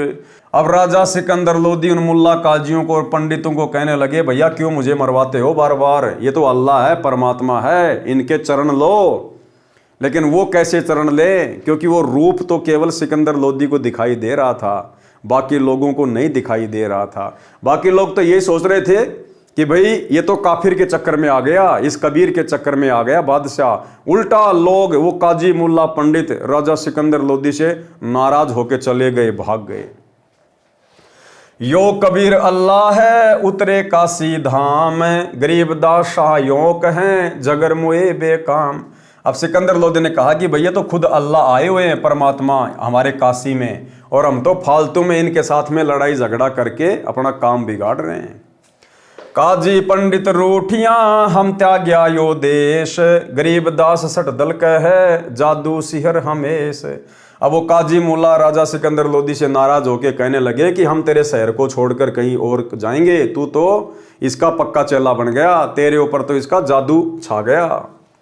इन जादू जंतर किया हस्ती दिया भगाए, कि इस कबीर ने तो जादू जंतर करके हाथी को भगा दिया।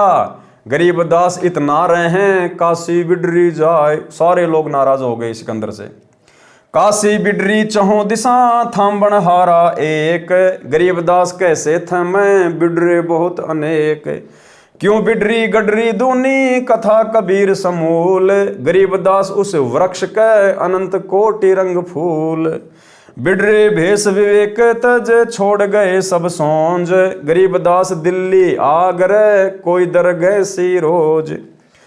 कोई अयोध्या को चले कोई वृंदावन सेव, गरीबदास सुरती तकी कोई रामेश्वर देव। पारक के अंक की वाणी नंबर 726 से 792 का सरलार्थ है। शिष्यों की परीक्षा। बंदी छोड़ कबीर परमेश्वर जी द्वारा अनेकों अनहोनी लीलाएं करने से प्रभावित होकर 64 लाख शिष्य बने थे। परमेश्वर तो भूत भविष्य तथा वर्तमान की सब जानते हैं। उनको पता था कि ये सब चमत्कार देखकर तथा इनको मेरे आशीर्वाद से हुए भौतिक लाभों के कारण मेरी जय जयकार कर रहे हैं। गुरुदेव सतगुरु रामपाल जी परमेश्वर जी को भी पता था 2014 बरवाला कांड से पहले कि ये जितने भी लोग आ रहे हैं, जो मेरे साथ में मुख्य लोग रहते हैं, मेरा परिवार है, मेरे रिश्तेदार हैं, ये कोऑर्डिनेटर हैं, ये केवल इनको प्राप्त लाभ के आधार पर मेरी जय जयकार कर रहे हैं। ये ज्ञान को आधार बनाकर मुझे परमात्मा मानकर जय जयकार नहीं कर रहे। ये मुझे परमात्मा समझकर मेरे साथ में नहीं जुड़े हुए हैं। ये अपने आत्म कल्याण की दृष्टि से नहीं जुड़े हुए हैं। इनको सौ लाभ दिए हैं इस भक्ति पर लगाने के कारण। केवल उन फायदों को देखकर ये मेरी जय जयकार कर रहे हैं और मेरे से जुड़े हुए हैं। ये ज्ञान आधार से बिल्कुल भी नहीं है। इनको मेरे आशीर्वाद से हुए भौतिक लाभों के कारण मेरी जय जयकार कर रहे हैं। इनको मुझ पर विश्वास नहीं है कि मैं परमात्मा हूं। और वास्तव में भाई और बहनों, यदि संगत को, गुरुदेव भगवान के परिवार को, सतलोक आश्रम मैनेजमेंट हरियाणा को यदि विश्वास होता कि हमारे गुरुजी परमात्मा हैं, सतगुरु रामपाल जी खुद ही कबीर देव हैं, तो वो दाढ़ी मूंछ वाली कागज की समझे जाने वाली कबीर जी की नकली फोटो आज उनके घर में नहीं होनी चाहिए थी। इनको मुझ पर विश्वास नहीं है कि मैं परमात्मा हूं, परंतु देखा देखी कहते अवश्य हैं कि कबीर जी हमारे सदगुरु जी तो स्वयं परमात्मा आए हैं। ठीक इसी प्रकार सत्सेवक भाई बहनों को छोड़कर आज 90% सतलोक आश्रमों से जुड़ी हुई संगत का भी यही हाल है। अपने गुरु जी को तो कहते हैं परमात्मा परमात्मा, लेकिन परमात्मा मानते नहीं हैं। सिर्फ जुबान से अपने गुरु को भगवान कहते हैं, परमात्मा कहते हैं। और जब जून का महीना आता है तो उस दाढ़ी मूंछ वाली कबीर जी की समझे जाने वाली नकली मुर्दा फोटो का कबीर प्रकट दिवस मनाकर ये साबित कर देते हैं कि आज इस कलयुग की बिचली पीढ़ी में और 30 वर्ष से इतना ज्ञान देने के बाद भी हम केवल अपने गुरुजी को मानुष ही मानते हैं और भगवान तो हम उस दाढ़ी मूंछ वाली कबीर जी की मुर्दा फोटो को ही मानते हैं। इनको मुझ पर विश्वास नहीं है कि मैं परमात्मा हूं, परंतु देखा देखी कहते अवश्य हैं कि कबीर जी हमारे सदगुरु जी तो स्वयं परमात्मा आए हैं। अपने लाभ भी बताते हैं, जैसे आजकल भाई बहनों कितने इंटरव्यू दे रहे हैं और लास्ट में कहते हैं सतगुरु रामपाल जी खुद ही परमात्मा आए हैं, इनकी शरण में आ जाओ, लेकिन मानता कोई नहीं कि सतगुरु रामपाल जी परमात्मा है। एक दिन परमेश्वर कबीर जी ने शिष्यों की परीक्षा लेनी चाहिए कि देखूं तो कितने ज्ञान को समझे हैं। ठीक इसी प्रकार सतगुरु रामपाल जी परमेश्वर जी ने सन 2014 बरवाला कांड से पहले देखा देखी में चल रही संगत को देखने के लिए, उनकी परख करने के लिए कि देखो तो सही कितने मेरे भगत हैं, कितने भक्ति पे दृढ़ हैं, कितने ज्ञान को आधार बनाकर गुरु को भगवान मानकर भक्ति कर रहे हैं। देखूं तो कितने ज्ञान को समझे हैं। यदि इनको विश्वास ही नहीं है तो ये मोक्ष के अधिकारी नहीं हैं। यदि इनको विश्वास नहीं है कि हमारे गुरुजी खुद ही परमात्मा हैं, कबीर जी हैं, और अपने गुरु को कबीर समझकर जब तक कबीर जैसा हम उनके साथ व्यवहार नहीं करेंगे तो भाई हम मोक्ष के अधिकारी नहीं हैं। यदि इनको विश्वास ही नहीं है तो ये मोक्ष के अधिकारी नहीं हैं। ये तो मेरे सिर पर व्यर्थ का भार है। इसलिए गुरुदेव भगवान ने बरवाला कांड 2014 में काल के षड्यंत्र को किसी भी प्रकार से नहीं रोका और उस घटना को घटने दिया कि छटनी हो जाएगी। जो मेरा होगा वो अपने ज्ञान का परिचय दे देगा और जो काल का होगा वो काल को ही पूजता रहेगा और मुझे भी अपना गुरु धारण किए रहेगा। यदि इनको विश्वास ही नहीं है तो ये मोक्ष के अधिकारी नहीं है। ये तो मेरे सिर पर व्यर्थ का भार है, यानी फालतू का बोझ है। ये विचार करके एक योजना बनाई। अपने परम शिष्य रविदास से कहा कि एक हाथी किराए पर लाओ। काशी नगर में एक सुंदर वेश्या थी। उसके मकान से थोड़ी दूरी पर किसी कबीर जी के भगत का मकान था। कबीर जी उसके आंगन में रात्रि के समय सत्संग कर रहे थे। उस दिन उस वेश्या के पास भी ग्राहक नहीं थे। सत्संग के वचन सुनने के लिए वह अपने मकान की छत पर कुर्सी लेकर बैठ गई। पूरी रात्रि सत्संग सुना और उठकर सत्संग स्थल पर गई तथा परमात्मा कबीर जी को अपना परिचय दिया तथा कहा कि गुरुजी, क्या मेरे जैसी पापणी का भी उद्धार हो सकता है? मैंने अपने जीवन में प्रथम बार आत्म कल्याण की बातें सुनी है। अब मेरे पास दो ही विकल्प हैं कि या तो मेरा कल्याण हो या मैं आत्महत्या करके पापों का प्रायश्चित करूं। इसको कहते हैं भाई और बहनों, ज्ञान और घाम का चमका होना। यानी जिसको ये मार्ग समझ में आना होता है एक झटके में आ जाता है, अन्यथा वो चिकने घड़े हो जाते हैं, कितना ही समझा लो। वो बहन परमात्मा की युगों युगों की साध्वी थी, उनकी आत्मा थी, एक ही रात में झटका लग गया, अपने पाप कर्मों से गलानी होने लग गई और परमात्मा से जाके उपदेश ले लिया। अब मेरे पास में दो ही विकल्प हैं कि या तो मेरा आत्म कल्याण हो या मैं आत्महत्या करके पापों का प्रायश्चित करूं।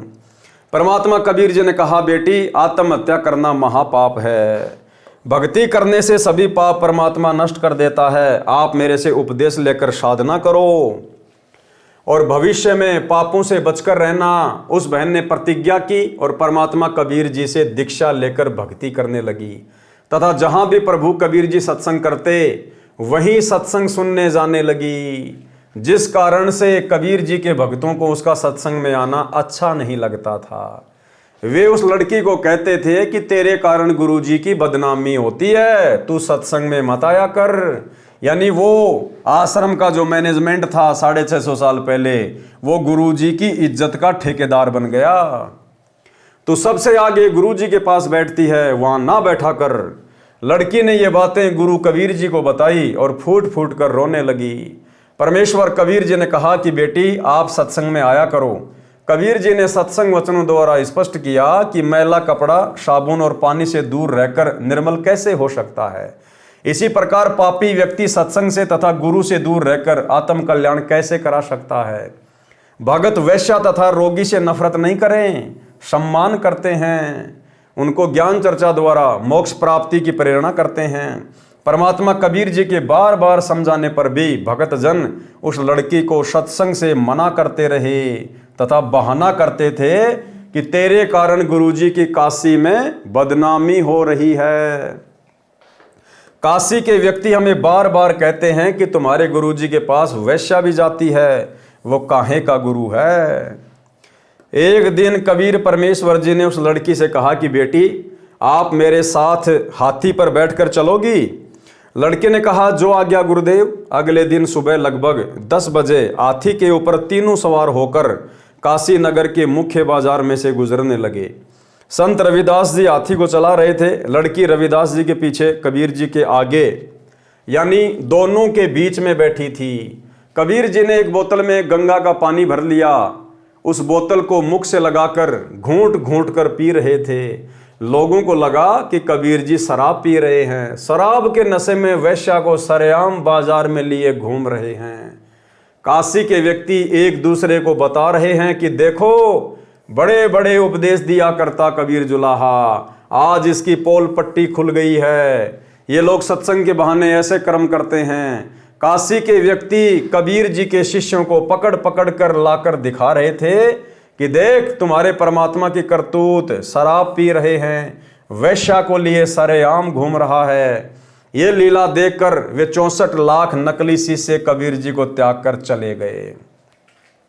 और यही हाल भाई और बहनों सन 2014 बरवाला कांड की परीक्षा में लगभग आदि संगत, यानी जिस समय बरवाला कांड हुआ 2014 में, लगभग 14 से 15 लाख भगत थे गुरुदेव के। उनमें से आधे भगत तो उसी समय फेल हो गए थे। उसी समय बड़े बड़े कोऑर्डिनेटर जो आज संगत में ठेकेदार बन के घूम रहे हैं, अपने आप को बहुत बड़े बड़े भगत साबित किए हुए हैं। इस दास ने आंखों देखा है, कानों से सुना है, जो आज कोऑर्डिनेटर बन के बैठे हैं। उन लोगों ने बरवाला कांड के समय गुरुजी में 100 प्रकार के दोष देखे और गुरुजी की फोटो को अपने घर से निकाल के जमीन में गड्ढा खोद के दबा दिया और आज वो लोग नामदान सेंटर पर बैठे हैं। हमारे जयपुर से एक भगत जी हैं, अब काफ़ी दिन हो गए हम इन लोगों के संपर्क में नहीं, हम उनका नाम भी भूल गए। एक वकील है, रामकिशोर वकील, रामकिशोर गुज्जर। उसके बच्चे बरवाला कांड के समय सतलोक आश्रम बरवाड़ा में थे और वकील साहब अपने घर पर बैठे बैठे पूरा तमाशा देख रहे थे। वकील साहब भगतों को कह रहे थे, अरे गुरुजी जेल कब जाएंगे, कब पुलिस की पकड़ में आएंगे, क्या संगत को मरवा के जेल में जाएंगे क्या? क्योंकि वकील साहब को अपने बच्चों की चिंता हो रही थी और गुरुजी को भला बुरा कहने लगे, अब क्या संगत को मरवा के गुरुजी फिर आश्रम छोड़ के जाएंगे क्या? और एक बोरे में सारी फोटोएं पुस्तकें डाल के कुएं में डाल के आए, कुएं में। और आज वही रामकिशोर वकील जयपुर वाला हिसार में गुरुजी का मुकदमा लड़ रहा है। सतलोक आश्रम मैनेजमेंट हरियाणा ने उसको गुरुजी का वकील बना दिया है। इन आश्रमों में जाते हैं, सारी व्यवस्थाएं संभालते हैं। आज ये देवीलाल चौधरी राजस्थान के सिक्कर का नामदान सेंटर संभालता है, शायद वहां का कोऑर्डिनेटर भी वही है। वही था वो जिसने बरवाला कांड के बाद गुरुजी की फोटोएं जमीन में दबा दी और कहा कि गुरुजी को क्या जरूरत थी आश्रम में स्विमिंग पूल बनाने की, और आज वो नामदान सेंटर पे बैठा है। भाई और बहनों, ऐसे एक नहीं अनेकों। एक राजस्थान के सवाई माधोपुर जिले के शायद लालसोट तहसील के हैं, वो टीचर हैं, टीचर। उनका इंटरव्यू भी आपने देखा होगा कभी कभार। राजस्थान के सवाई माधोपुर जिले के, नाम दास भूल जाता है उनका। उसने बरवाला कांड के बाद अपने पहले वाले गुरु की शरण ग्रहण कर ली थी, जाके उसको दंडवत किया, माफी मांगी कि मेरे से गलती हो गई गुरुजी, जो मैं आपको छोड़कर संत रामपाल जी के पास चला गया था। उसके पहले वाले गुरुजी ने कहा कि बेटा मैंने तो तेरे को पहले कहा था कि वो पाखंडी है, ड्रामेबाज है। आज वही व्यक्ति राजस्थान के सवाई माधोपुर जिले के और उस तहसील का आज वो कोऑर्डिनेटर है, कोऑर्डिनेटर। तो भाई और बहनों, ऐसे ऐसे महापुरुष आज इस संगत को सतलोक के दर्शन करवा रहे हैं। ये है सतलोक आश्रम मैनेजमेंट हरियाणा का हाल। ये तो मेरे आसपास के लोग हैं इसलिए मुझे जानकारी है। बाकी आदि संगत बरवाला कांड के समय परमात्मा में दोष देख के दूर हो चुकी थी। आप भले वापस जुड़ के अपनी भक्ति कर रहे हैं टूटी फूटी, लेकिन आधे भक्तों के मन में दोष पैदा हो चुका था। आधे भक्तों के मन में वैश्या को लिए सरेआम घूम रहा है। ये लीला देखकर वे 64 लाख नकली शिष्य कबीर जी को त्याग कर चले गए। पहले वाली साधना करने लगे, लोक लाज में फंसकर गुरु विमुख हो गए। परमात्मा कबीर जी विशेषकर ऐसी लीला उस समय किया करते जिस समय दिल्ली का सम्राट सिकंदर लोदी काशी नगरी में आया हो। उस समय सिकंदर लोदी राजा काशी में उपस्थित था। काजी पंडितों ने राजा को शिकायत कर दी कि यदि जुलाहे ने जुल्म कर दिया, काजी पंडितों ने राजा को शिकायत कर दी कि कबीर जुलाहे ने जुल्म कर दिया। शर्म लाज समाप्त करके सरेआम वैश्या के साथ हाथी के ऊपर गलत कार्य कर रहा था, शराब पी रहा है। राजा ने तुरंत पकड़कर गंगा में डुबोकर मारने का आदेश दिया। अब देखो, ऐसे थे हम भगत 650 साल पहले। राजा सिकंदर लोदी ने परमात्मा से उपदेश ले रखा था, अनेकों चमत्कार देख रखे थे, और फिर भी जनता के दबाव में आकर कहा कि उसको पकड़ो और गंगा जी में डुबो दो, आदेश दे दिया। अपने हाथों से राजा सिकंदर ने कबीर परमेश्वर जी के हाथों में हथकड़ी तथा पैरों में बेड़ी तथा गले में तोक लगाई। नौका में बैठाकर गंगा दरिया के मध्य में ले जाकर दरिया में सिपाहियों ने पटक दिया। हथकड़ी, बेड़ी तथा तोक अपने आप टूटकर जल में गिर गई। परमात्मा जल पर पद्म आसन लगाकर बैठ गए। नीचे से गंगा जल चक्कर काटता हुआ बह रहा था। परमात्मा जल के ऊपर आराम से बैठे थे। कुछ समय उपरांत परमात्मा कबीर जी गंगा के किनारे आ गए। सिपाहियों ने शेख तकी के आदेश से कबीर जी को पकड़कर नौका में बैठाकर कबीर परमात्मा के पैरों तथा कमर पर भारी पत्थर बांधकर हाथ पीछे को रस्सी से बांधकर गंगा दरिया के बीच में फेंक दिया। रस्से टूट गए, पत्थर जल में डूब गए। परमेश्वर कबीर जी जल के ऊपर बैठे रह गए। जब देखा कि कबीर गंगा दरिया में डूबा नहीं, तो क्रोधित होकर शेख तकी के कहने से राजा ने तोप के गोले मारने का आदेश दे दिया। पहले कबीर जी को पत्थर मारे, गोली मारी, तीर मारे, अंत में तोप के गोले 4 पहर यानी 12 घंटे तक कबीर जी के ऊपर मारे। अब बताओ भाई और बहनों, आज हम कैंसर के रोगी नहीं होंगे तो क्या होगा? आज हम भयंकर तरीके से भूत प्रेतों से पीड़ित नहीं होंगे तो क्या होगा? अब जो भयंकर रोगी जो परमात्मा की शरण में आते हैं, भक्ति करते करते भी जिनको इतनी जल्दी लाभ नहीं मिलता, वे वही दुष्ट आत्माएं हैं जिन्होंने 650 साल पहले अपने पिता के साथ में इस प्रकार से बदसलूकियां की थी। कोई तो वही किनारे पर गिर जाता, कोई दूसरे किनारे पर जाकर गिरता, कोई दूर तालाब में जाकर गिरता। एक भी गोला, पत्थर, बंदूक की गोली या तीर परमेश्वर कबीर जी के आसपास भी नहीं गया। इतना कुछ देखकर भी काशी के व्यक्ति परमेश्वर को नहीं पहचान पाए। तब परमेश्वर कबीर जी ने देखा कि ये तो अकल के अंधे हैं। उसी समय गंगा के जल में समा गए और अपने भगत रविदास जी के घर प्रकट हो गए। दर्शकों को विश्वास हो गया कि कबीर जुलाहा गंगा जल में डूबकर मर गया है, उसके ऊपर रेत व गारा जम गई होगी। सब खुशी मनाते हुए, नाचते कूदते हुए नगर को चल पड़े। शेख तकी अपनी मंडली के साथ संत रविदास जी के घर ये बताने के लिए गया कि जिस कबीर जी को तुम परमात्मा कहते थे वह डूब गया है, मर गया है। संत रविदास जी के घर पर जाकर देखा तो कबीर जी एक तारा यानी वाद्य यंत्र लेकर बजा बजा कर शब्द गा रहे थे। शेख तकी की तो मासी मर गई। राजा सिकंदर के पास जाकर बताया कि वह आंखें बचाकर भाग गया है, रविदास के घर बैठा है। यह सुनकर बादशाह सिकंदर लोधी संत रविदास जी की कुटिया पर गया। परमात्मा कबीर जी वहां से अंतर ध्यान होकर गंगा दरिया के बीच में जल के ऊपर समाधि लगाकर जैसे जमीन पर बैठते हैं ऐसे बैठ गए। रविदास जी से पूछा कि कबीर जी कहां पर हैं?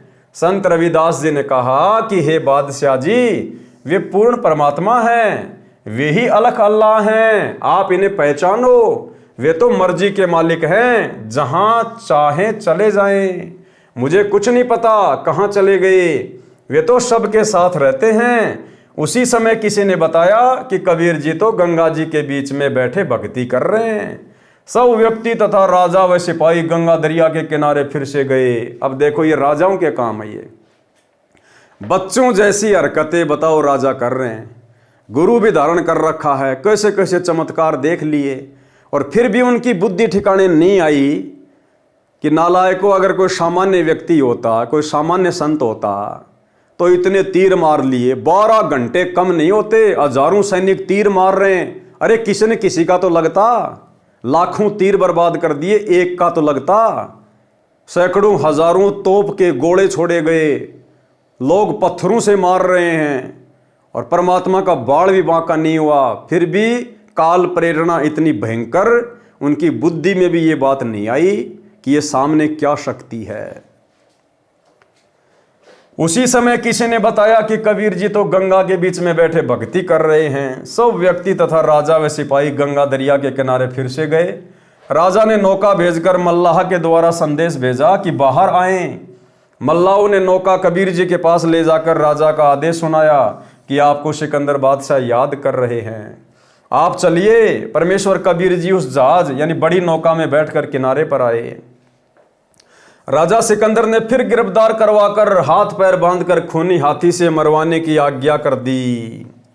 चारों ओर जनता खड़ी थी। सिकंदर ऊंचे आसन पर बैठे थे, परमात्मा को बांध जोड़कर पृथ्वी पर डाल रखा था। ठीक इसी प्रकार भाइयों और बहनों, ये परमात्मा की दयालुता का प्रमाण है। परमेश्वर ने राजा सिकंदर लोधी के असाध्य जलन के रोग को ठीक किया। परमात्मा चाहते तो उसका रोग वापस वैसा ही कर सकते थे। उसकी बुद्धि 2 मिनट में ठिकाने आ जाती, 2 मिनट में। लेकिन परमात्मा ऐसा नहीं करता। एक सत्संग में गुरुदेव ने कहा कि भाई परमात्मा ने जो लाभ तुम्हें दे दिए, जो सुख तुम्हें दे दिए, परमात्मा उन सुखों को वापस नहीं लेता। लेकिन भैया जैसे तुम्हारे कर्म जो तुम कर रहे हो, इनका फल तो फिर तुम्हें कभी न कभी किसी न किसी जन्म में भोगना पड़ेगा। तो इसी प्रकार भाई और बहनों, परमात्मा ने अपनी जिन जिन आत्माओं को शुरुआत में भक्ति मार्ग पर लगाने के लिए अपने कोटे से, अपनी तरफ से सौ सुख दिए, और वे आत्माएं गुरुदेव से जुड़ी रही, लेकिन ज्ञान को आधार बनाए नहीं, आगे चलकर बकवादे करने लग गए, मर्यादा तोड़ने लग गए। तो परमात्मा का विधान है, परमात्मा उनको वापस दुखी नहीं देख सकता, लेकिन भाई भक्ति नियम तोड़कर, मर्यादा तोड़कर, गुरु को परमात्मा ना मानकर यदि भक्ति में गफलत करेंगे तो भैया हो सकता है ये जीवन आपका बहुत अच्छा निकल जाए, आपको कोई दुख नहीं आए, कोई तकलीफ भी ना आए, लेकिन भैया आपने अपना जन्म बर्बाद कर लिया। आज नहीं तो कल आपको परमात्मा की आज्ञा तोड़ने का परिणाम भुगतना ही पड़ेगा। महावत यानी हाथी के ड्राइवर ने हाथी को शराब पिलाई और कबीर जी को कुचल कर मरवाने के लिए कबीर जी की ओर बढ़ाया। कबीर जी ने अपने पास एक बब्बर शेर खड़ा दिखा दिया, वह केवल हाथी को दिखा। हाथी चिंगाड़ कर डर के मारे वापस भाग गया। महावत को नौकरी का भय सताने लगा। हाथी को भाले मार मार कर कबीर जी की ओर ले जाने लगा, परंतु हाथी उल्टा भागे। तब पीलवान यानी महावत को भी शेर खड़ा दिखाई दिया, तो डर के मारे उसके हाथ से अंकुश गिर गया। हाथी भाग गया। परमेश्वर कबीर जी के बंधन टूट गए। कबीर जी खड़े हुए तथा अंगड़ाई ली तो लंबे बढ़ गए। सिर आसमान को छुआ दिखाई देने लगा, प्रकाशमान शरीर दिखाई देने लगा। सिकंदर राजा भय से कांपता हुआ परमेश्वर कबीर जी के चरणों में गिर गया, क्योंकि वो भयंकर रूप केवल अकेले सिकंदर लोदी को ही दिखाया परमात्मा ने। क्षमा याचना की तथा कहा कि आप परमेश्वर हैं, मेरी जान बख्शो, मेरे से भारी भूल हुई है, मैं अब आपको पहचान गया हूं, आप स्वयं अल्लाह पृथ्वी पर आए हैं। परमात्मा कबीर जी सीधे उसी गणिका के घर गए, आंगन में चारपाई पर बैठ गए। लड़की परमात्मा के चरण दबाने लगी। सतगुरु का पैर अपनी साथड़ यानी टांग पर रखा था। उसी समय अर्जुन तथा सरजुन नाम के दो शिष्य कबीर जी के आए। उनको अन्य मूर्ख शिष्यों ने बताया कि सतगुरु कबीर जी ने तो बेशरम काम कर दिया, शराब पीने लग गए हैं, वैश्या को लेकर सरेआम हाथी पर बैठा कर नगर में उत्पात मचाया है, हम तो मुंह दिखाने योग्य नहीं छोड़े। अर्जुन तथा सरजुन के गले उनकी ये बकवाद नहीं उतर रही थी, परंतु अनेकों गुरु भाई बहनों के द्वारा सुनकर उनके मन में भी दोष आ गया। ये गलतियां भाई और बहनों वर्तमान में आप और हमने अपने अंदर नहीं होने देनी है। अरे भाई बहन तो क्या, यदि हम अपनी आंखों से भी देख लें, यदि सतगुरुदेव भगवान हमारी परीक्षा लेने के लिए इस प्रकार की घटना को अंजाम दे दें, तो भाई और बहनों हमने आंखों देख कर भी विश्वास करना तो बहुत दूर की बात है, अपने मन में भी दोष पैदा नहीं करना कि हमारे गुरुदेव भगवान इस प्रकार का कुकर्म करने की सोच भी सकते हैं। ये शब्द स्वरूपी राम हैं, सभी आत्माओं के पिता हैं, सबके बाप हैं, हम सब इनके बेटा बेटी हैं। जो भी लीला परमेश्वर के द्वारा घटित की जाएगी वो हमारी परीक्षा के लिए होगी, परीक्षा के लिए। संत गरीबदास जी के सदग्रंथ के सरबंगी साक्षी के अंग में अर्जुन सरजुन के विषय में वाणी लिखी है, जो इस प्रकार है। सरबंग साक्षी के अंग की वाणी नंबर 112 115। गरीब सर्जन को सतगुरु मिले, मक्के मदीने माही, 64 लाख का मेल था, 2 बिन सब ही जाही। गरीब चंडाली के चौक में सतगुरु बैठे जाए, 64 लाख गारत गए, 2 रहे सतगुरु पाए। गरीब सुरजन अर्जुन ठाहरे, सतगुरु की प्रतीत, सतगुरु यहाँ ना बैठियो, यो द्वारा है नीच। गरीब ऊंच नीच में हम रहे, हाड़ चाम की देह, अर्जुन सरजुन समझियो, रखियो शब्द सने। सरलार्थ, अर्जुन तथा सरजुन 2 मुसलमान धर्म के मानने वाले थे। अपने धर्म की परंपरा का निर्वाह करने मक्का मदीना की मस्जिद में गए हुए थे। वहां परमात्मा कबीर जी उनको जिंदा बाबा के वेश में मिले थे, ज्ञान चर्चा करके सत्य मार्ग बताया था। वे कबीर परमात्मा के शिष्य बन गए थे। सतगुरु के आदेश अनुसार वे फिर भी मक्का मदीना या अन्य मुसलमान धर्म के धार्मिक कार्यक्रमों में जाकर भूलों को राह बताकर कबीर परमेश्वर जी से दीक्षा दिलाया करते थे। उस दिन वे बाहर से आए थे। जब सतगुरु कबीर जी को बदनाम वेश्या के घर देखा तथा लड़की की सांथड़ों पर पैर रखे आंखों देखा तथा गलती कर गए। बोले कि हे सतगुरु, आप यहां ना बैठो, ये तो नीच बदनाम औरत का घर है। अपने गुरुदेव भगवान को शिक्षा दे डाली। कबीर परमात्मा ने कहा कि हे अर्जुन तथा सरजुन, मैं ऊंच नीच में सब स्थानों पर रहता हूं। गरीब ऊंच नीच में हम रहें, हाड़ चाम की दे। अर्जुन सरजुन समझियो, रखियो शब्द स्नेह। मैं ऊंच नीच में सब स्थानों पर रहता हूं। ये तो हाड़ चाम का शरीर इस लड़की का है, मेरे लिए तो मिट्टी है। हे अर्जुन तथा सरजुन, समझो, आपको जो दीक्षा नाम जाप दे रखी है उसका जाप करो। पहले तो तुम परमात्मा कहते थे, आज मुझे शिक्षा दे रहे हो। तुम तो मेरे गुरु बन गए। मोक्ष तो शिष्य बने रहने से होता है। और ठीक इसी प्रकार की अनेकों शिक्षाएं सतगुरु रामपाल जी परमेश्वर जी को बरवाला कांड के समय उनके परिवार के द्वारा, कोऑर्डिनेटरों के द्वारा, आश्रम संचालकों के द्वारा दी गई थी बिना तोल। अब आपके मन में कबीर जी के प्रति दोष आ गया है। कल्याण असंभव है।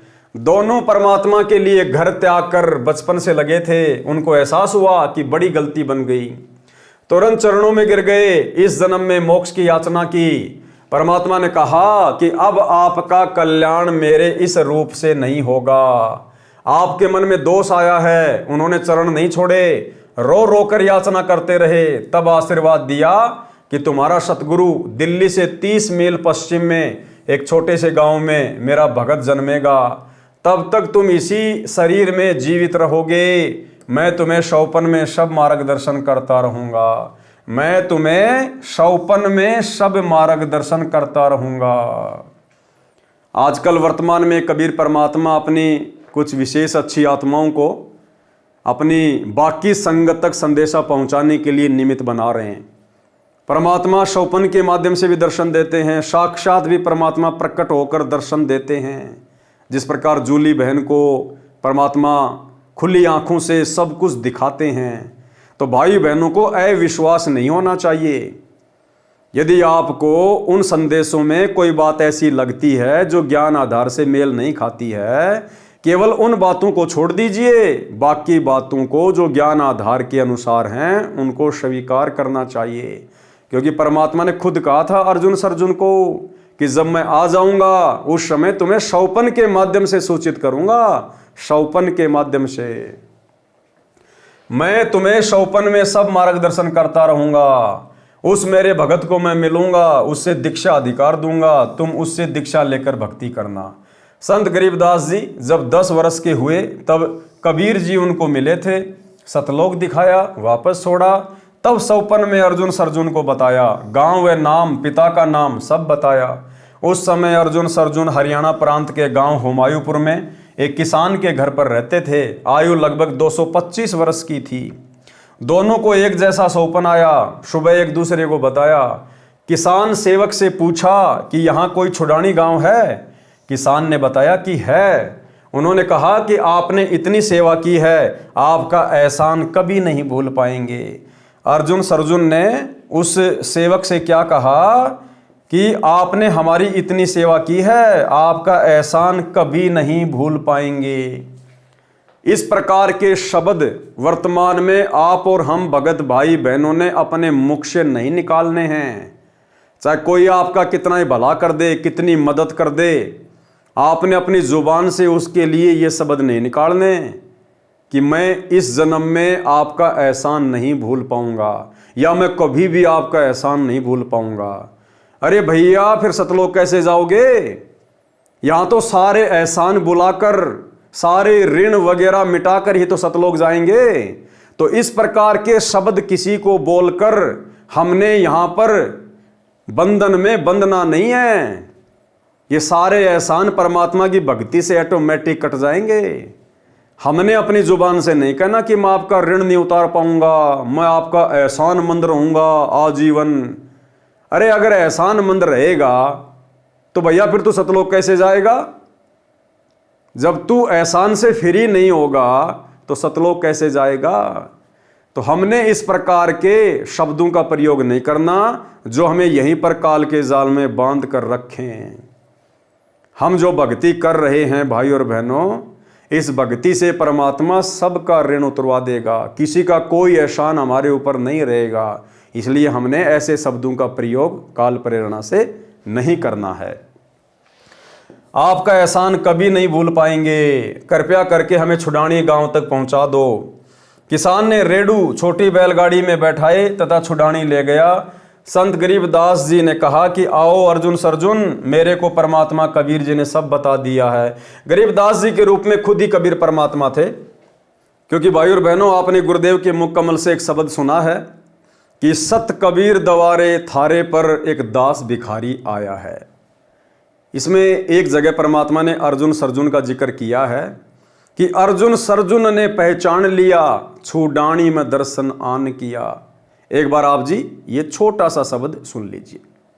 अर्जुन सर्जुन ने पिछान लिए, छुडानी में दर्शन आन किए।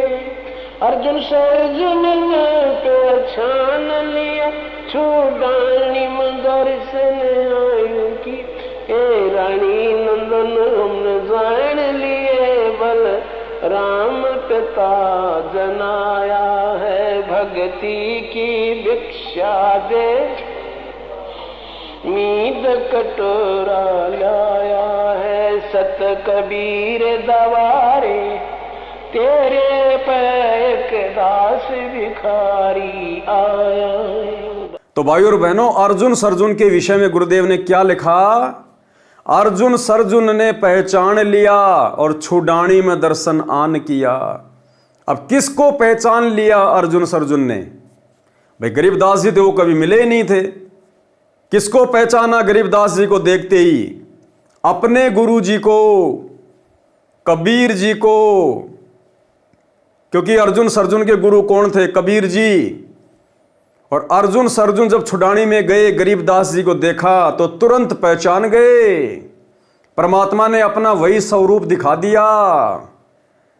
तो अर्जुन सर्जुन ने अपने गुरु जी को 250 साल बाद जब पुनः वे प्रकट हुए गरीबदास जी के रूप में, तुरंत उनको पहचान लिया, चरणों में गिर गए। आज आप और भगत भाई बहन अर्जुन सर्जुन के जितने भी बुद्धिमान नहीं है।